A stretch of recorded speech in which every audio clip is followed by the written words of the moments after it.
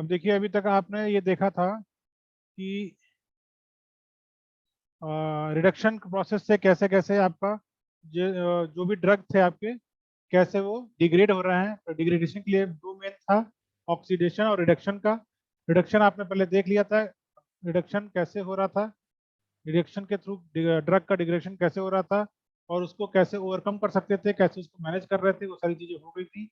अब आपका नेक्स्ट आता है उसमें ऑक्सीडेशन का, कि ऑक्सीडेशन क्या है, कैसे होता है, और एपीआई या ड्रग है जो, या फिर उसके जो फॉर्मुलेशंस हैं, उसको वो कैसे डिग्रेड करता है, किस तरह से, और फिर उसको कैसे हम ओवरकम कर सकते हैं, कैसे ऑक्सीडेशन के थ्रू जो नुकसान होता है वो ना हो, उसको प्रिवेंट कैसे कर सकते हैं। ये दो चीज हम आज देखेंगे, ठीक है। तो इसमें पहला जो ऑक्सीडेशन है, ऑक्सीडेशन क्या होता है, मोस्ट ऑफ फार्मास्यूटिकल प्रिपरेशंस जो हैं आर ड्यू टू, जो most of the pharmaceutical preparations हैं उसमें जो डिग्रेडेशन है ड्यू टू ऑक्सीडेटिव डिग्रेडेशन होता है। इसमें ऑक्सीडेटिव डिग्रेडेशन ये ज्यादातर फार्मास्यूटिकल प्रोडक्ट्स के साथ होता है, ठीक है। और ड्रग, मेनली ड्रग के साथ होता है, कि ड्रग ज्यादातर डिग्रेड होता है, ऑक्सीडाइज हो जाता है, ठीक है। अब इसमें ये कैसे होता है, on exposure to atmospheric oxygen. Atmosphere में जो ऑक्सीजन है, मतलब जो ऑक्सीजन एटमॉस्फेयर में, एटमॉस्फेरिक ऑक्सीजन वो प्रोडक्ट के पास जाता है, प्रोडक्ट वो ऑक्सीजन के प्रेजेंस में वो ऑक्सीडाइज हो जाता है और डिग्रेड हो जाता है, ठीक है। ये चीजें होती हैं ड्रग के साथ में, कि ऑक्सीजन के प्रेजेंस में वो ऑक्सीडाइज होके डिग्रेड हो जा रहा है, ठीक। अब इसमें नेक्स्ट आता है जो क्या होता है, वो ऑन एडिशन ऑफ ऑक्सीजन।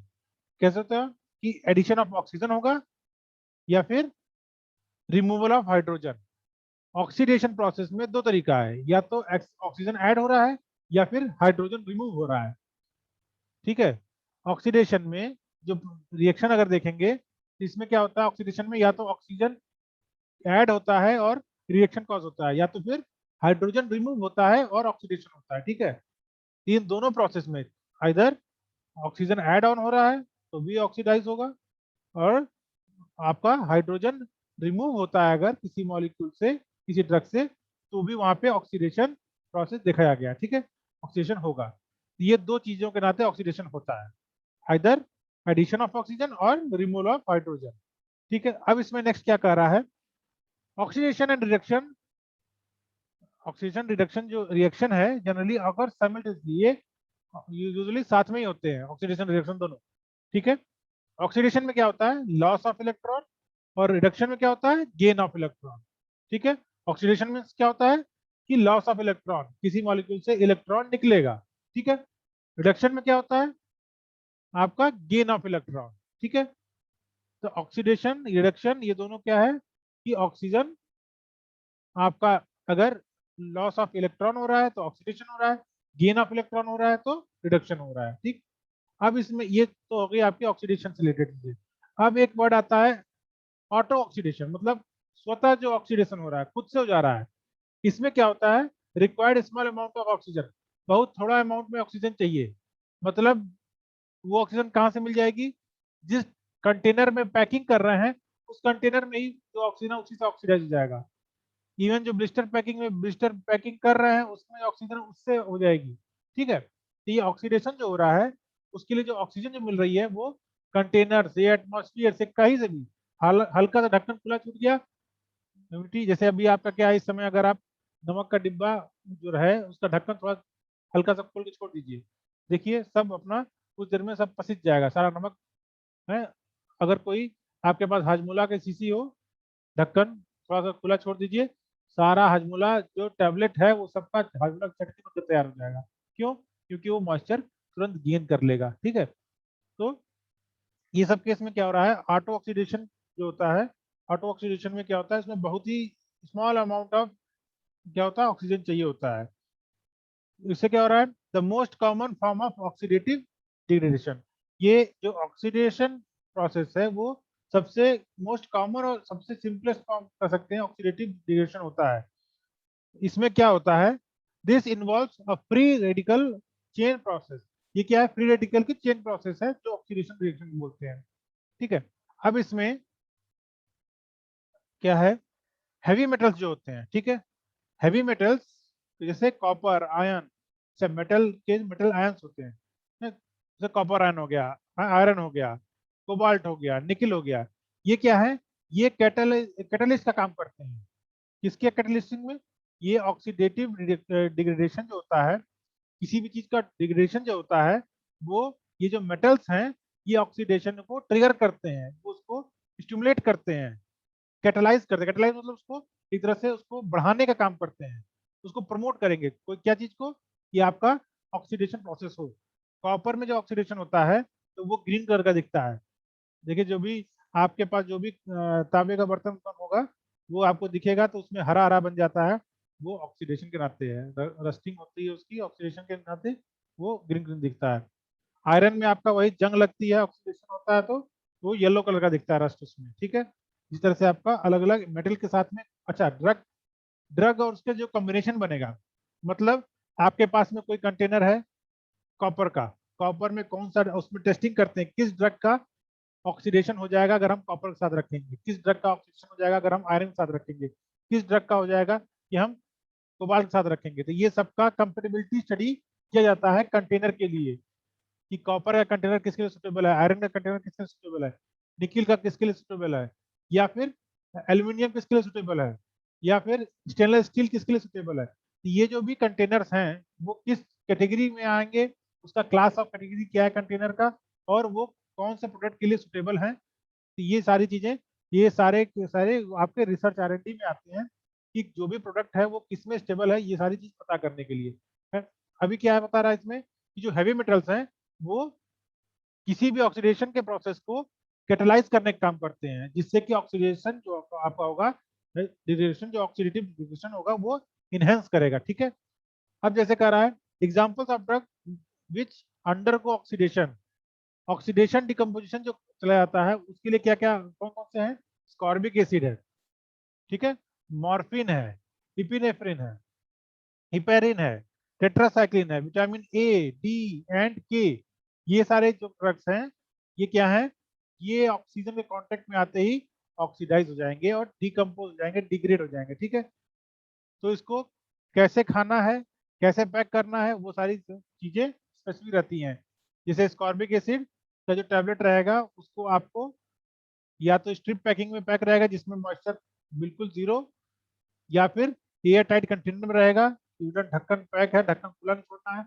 और आप देखे होंगे जिसमें जो भी कंटेनर में इस तरह का रखा रहता है उसको या तो फिर क्या, देखो जो भी आपके स्कॉर्बिक एसिड के आएंगे या तो फिर कैप्सूल में बंद करके आएंगे, कैप्सूल के अंदर मॉइस्चर नहीं जाएगा या आपका ऑक्सीजन नहीं जाएगा, ठीक है। तो जो भी आपके ये जो ड्रग्स हैं जो ऑक्सीडेशन अंडर को ऑक्सीडेशन हो रहा है, ऑक्सीडेशन का हो सकता है, ठीक है, इनके साथ में उनकी पैकिंग मेन देखनी है कि उनका पैकिंग कहाँ करें, किस कंटेनर में पैकिंग करें। और इनको क्या है फिर, ये जो आपके मेटल्स हैं हैवी मेटल्स हैं, कॉपर, आयरन, कोबाल्ट, निकेल, इस तरह के मेटल के साथ में कांटेक्ट, मतलब इनका जो कंटेनर रहेगा उसमें इस तरह का कुछ भी नहीं होगा। अभी आप देखिए पहले जो कंटेनर था उसके ऊपर जो सील करते थे, पहले सील करते थे तो उसमें कैसा कवर रहता था, उसमें कवर रहता था एल्युमिनियम का कवर करते थे। अब अगर एल्युमिनियम से ड्रग का इनकम्पेटिबिलिटी है, उसके एल्युमिनियम के कॉन्टेक्ट में आके वो क्या हो सकता है, डिग्रेड हो सकता है, तो उसको पेपर से रैप करना शुरू कर दिए, पेपर या फिर प्लास्टिक कोटेड पेपर लगा के उसको सील करते हैं, ठीक है। तो उससे क्या है कि उसका कंटेनर को चेंज कर रहे हैं। कंटेनर को चेंज करने से क्या है कि उसकी, जैसे प्लास्टिक के साथ में बहुत सारे ऐसे ड्रग हैं जो प्लास्टिक के साथ रिएक्ट नहीं करते, मैक्सिमम ड्रग, तो प्लास्टिक कंटेनर यूज करना शुरू कर दिए। ग्लास के साथ में सबसे ज्यादा दिक्कत थी। ग्लास के साथ में दिक्कत क्या थी कि वो लीचिंग करता था, मतलब उसको कुछ कुछ चीजें उसके दवा की दवा के साथ में ग्लास के जो कंटेनर है उसके अंदर से स्क्रैच आउट करके वो अपने साथ घुला लेता था। तो ग्लास वाला कंटेंट भी इंजेक्शन के साथ चला जाएगा या सिरप के साथ चला जाएगा, तो उसको रिप्लेस करके बॉटल के साथ प्लास्टिक कंटेनर से चेंज कर दिए, ठीक है।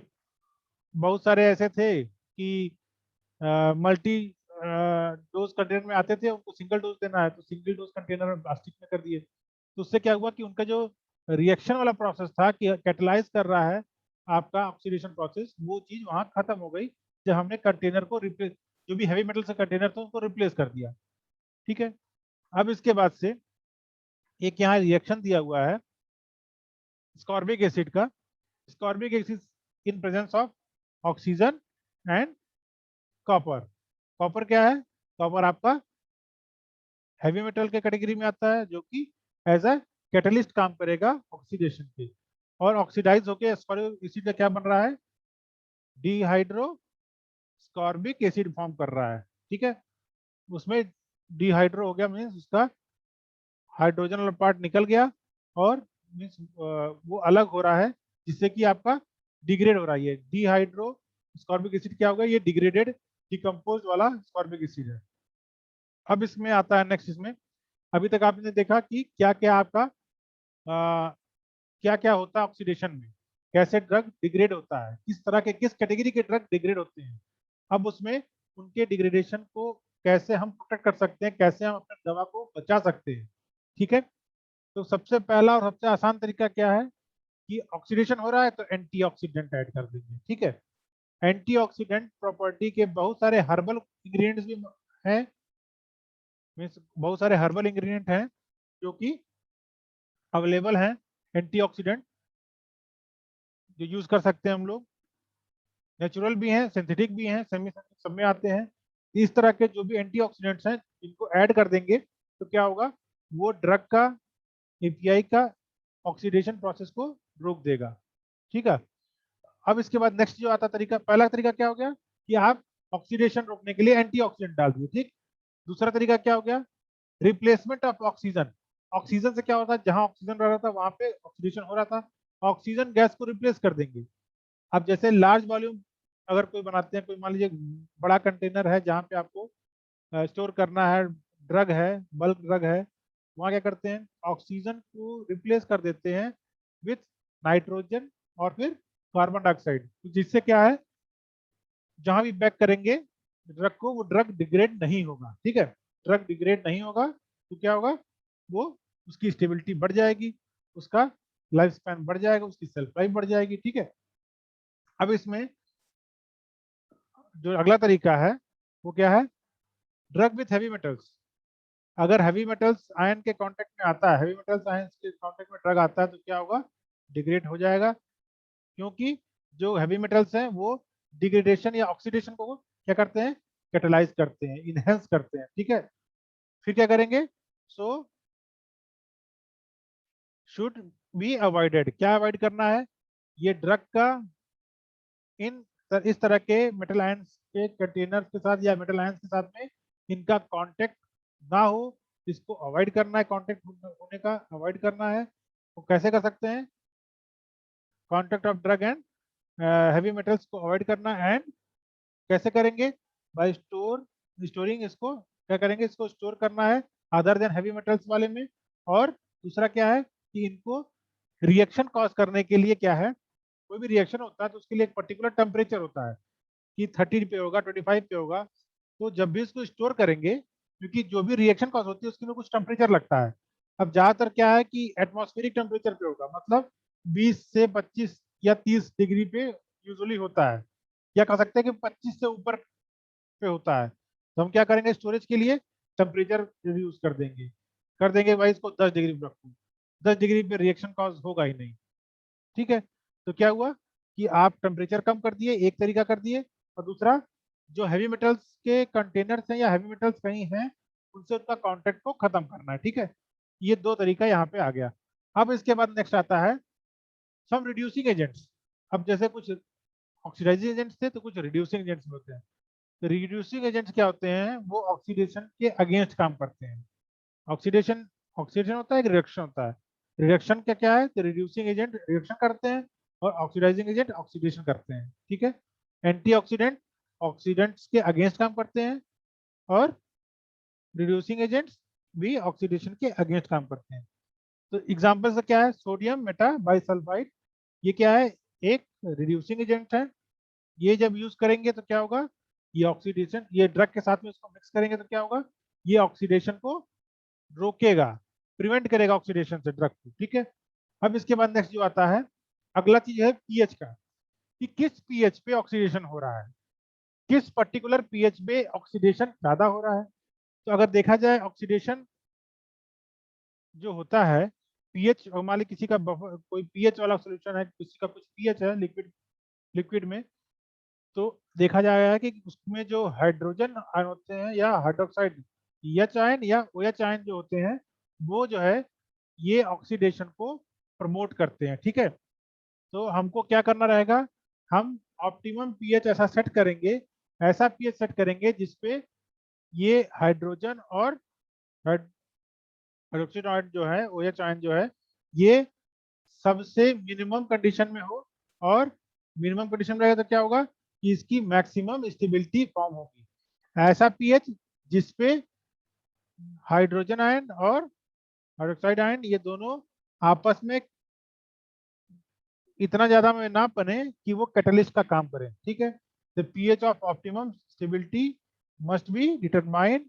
इसको पता कर लेना है कि किस पीएच पे ये सबसे ज्यादा स्टेबल ड्रग, कोई जो भी ड्रग है वो किस पीएच पे मैक्सिमम स्टेबिलिटी दिखा रहा है, तो उस पीएच पे उसका बफर मेंटेन कर देंगे तो वो पीएच चेंज नहीं होगा और ड्रग वहां पे स्टेबल रहेगी। ठीक है, अब इसमें जो लास्ट टॉपिक, लास्ट लाइन जो इसमें आ रहा है, लास्ट मेथड जो आ रहा है वो क्या है, oxidation of fats and oil. Fats and oils का भी ऑक्सीडेशन होता है जिसका रेसिडिटी भी करते हैं। तो ऑक्सीडेशन जो हो रहा है फैट्स एंड ऑयल्स का मे बी रिटार्डेड, उसको कम कर सकते हैं, रोक सकते हैं बाय हाइड्रोजनेशन। अब देखिए, आप ड्रग का अभी तक देख रहे थे, साथ में ये फूड आइटम्स का भी हो गया। फैट्स एंड ऑयल क्या है, ये फूड आइटम्स में आ गए।